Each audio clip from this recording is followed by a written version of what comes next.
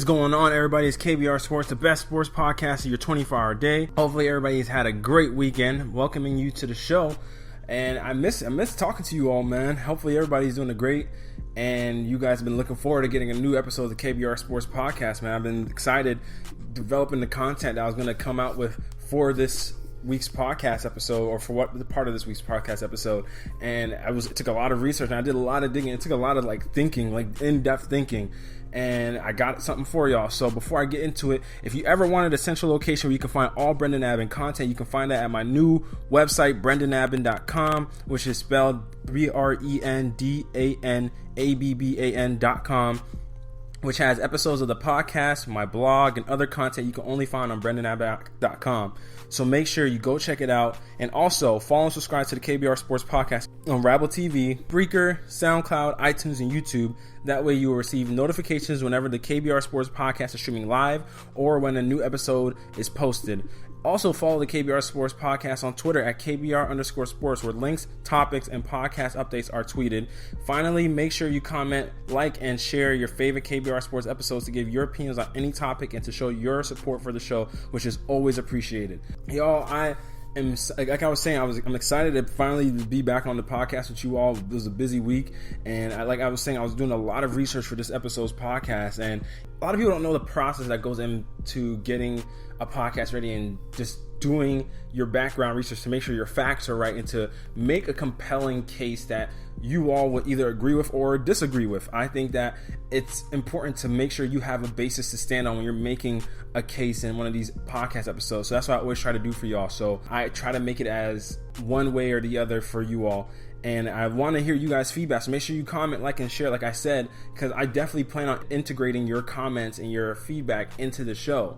Whereas if I'm responding to a particular comment, if somebody says something is this and that, I'll respond to a comment, maybe make a whole segment and topic about that comment or quote what somebody said and retort to one of my videos.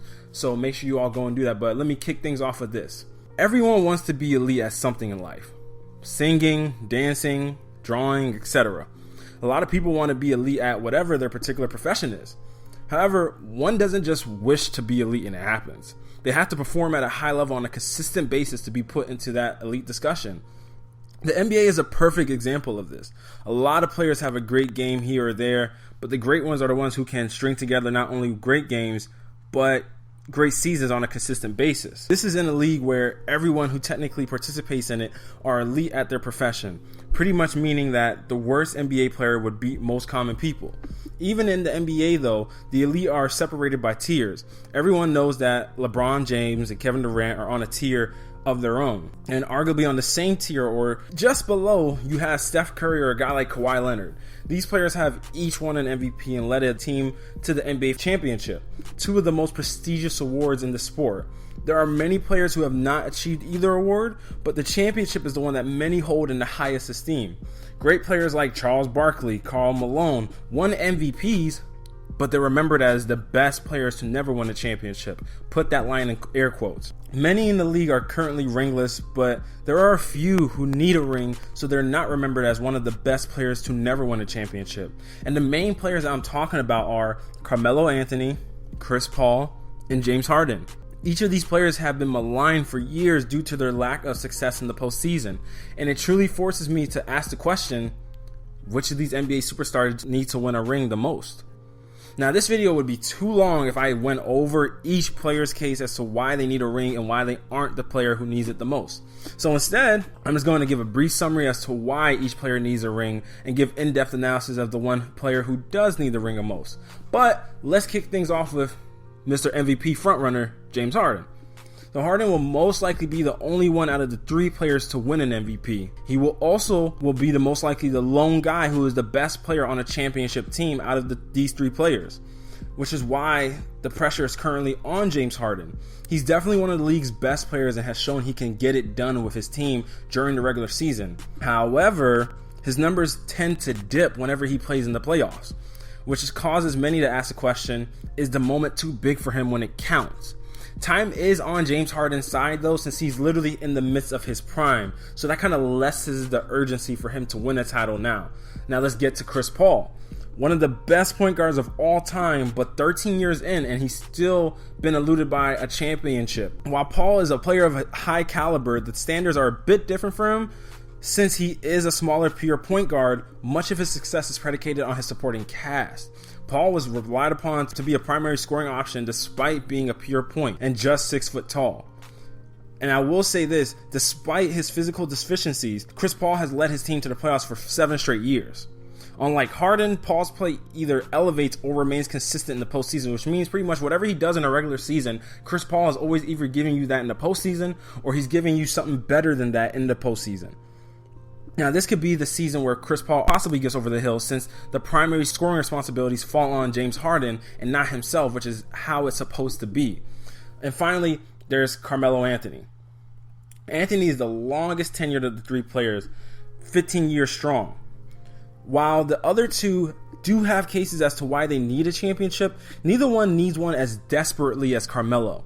Melo is one of the marquee scorers of this generation, standing at 6'8" and weighing in the ballpark of 230, 240, and he can play bully ball with the best of them and get his shot off from anywhere on the court.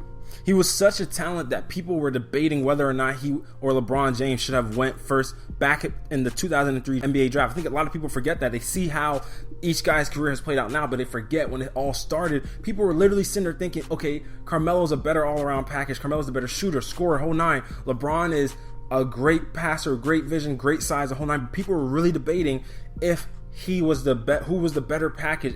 Because LeBron was from Akron, it was assumed that Cleveland would take him with the number one pick, but people were questioning whether or not that was the right move, especially with LeBron coming straight out of high school.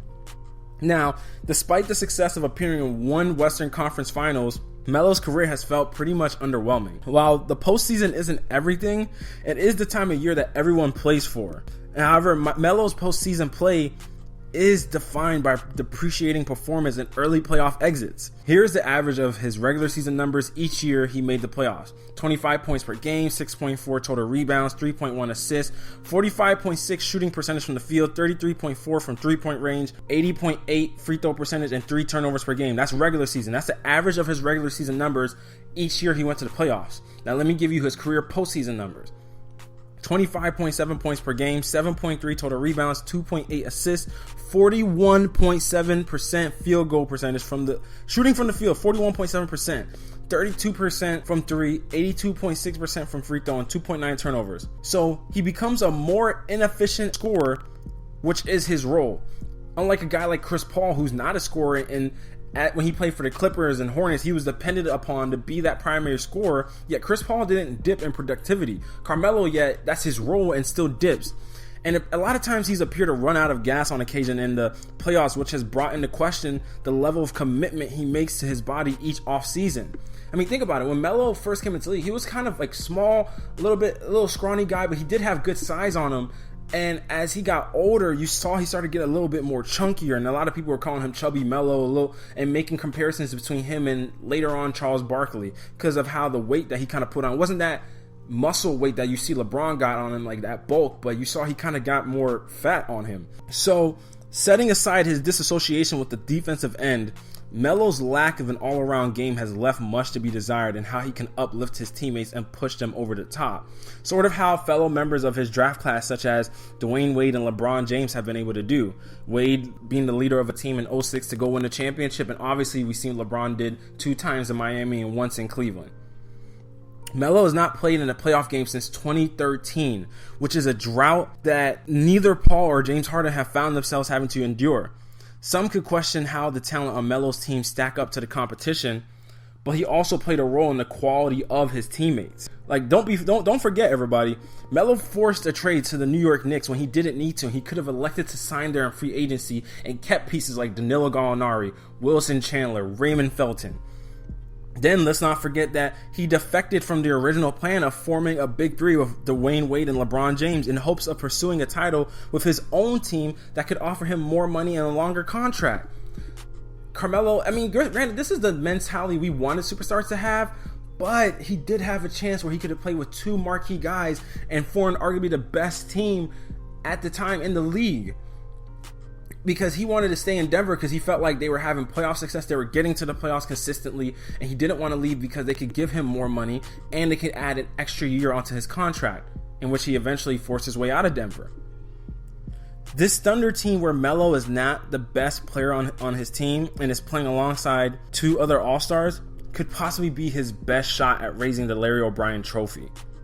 If it doesn't happen this season or the next, it's hard to imagine Melo ever winning one, barring him signing on a championship favorite or contender, like primetime championship contender on a veteran minimum kind of contract.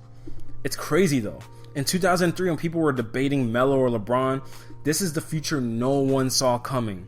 A future where LeBron has visited the mountaintop multiple times and is now known as King James defiantly. Like, he's definitely the king now. Without a doubt, he's been the best player in the league for X amount of years.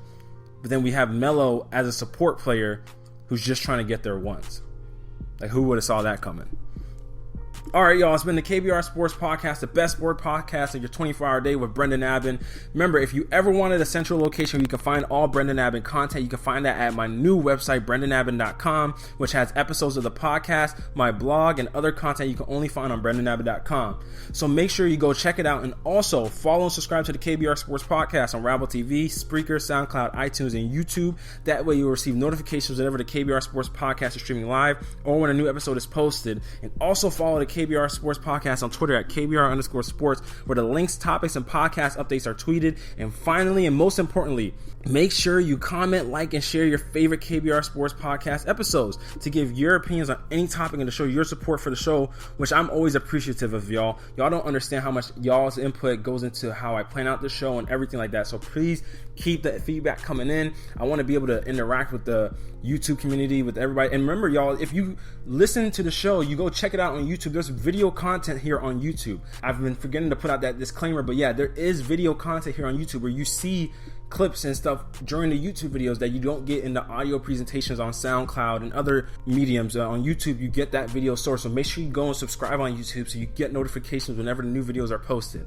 But all right, everybody, look forward to see what you guys think about my Carmelo take, and I look forward to hearing back from everybody and be able to respond to your comments. All right, everybody, I'm out.